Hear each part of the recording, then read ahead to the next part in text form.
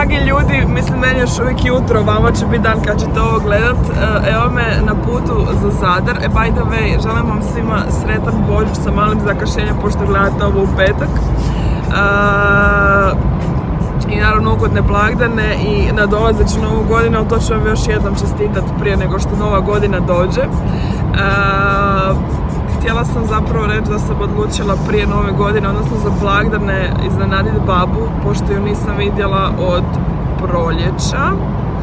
Pošto sam Božić provela sa mamom, sestrom i bratom, ne bi bilo u redu da ona baba ostane eto sama dole. Mislim, bili su stric tata, ali eto, odlučila sam i ja doći jer smo se jučer čule na telefon. By the way, jučer je bio Božić, znači snimam ovo za Štefanje.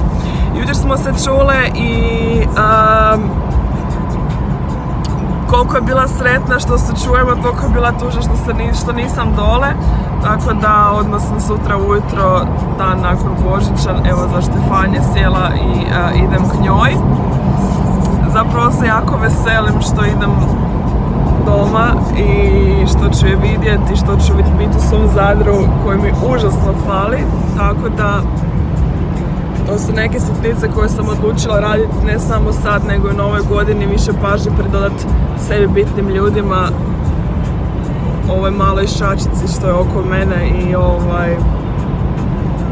mislim da je to dobra ideja kako krenuti i početi ovu novu godinu.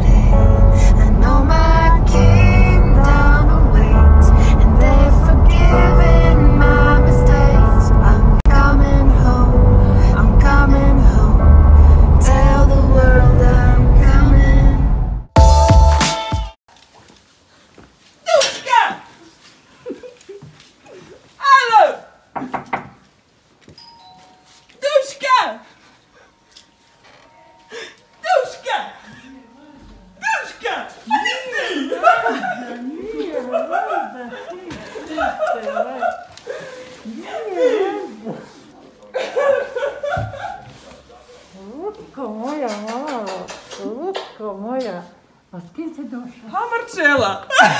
Dobra, već. Sad mene da ja pa, znam da me voliš,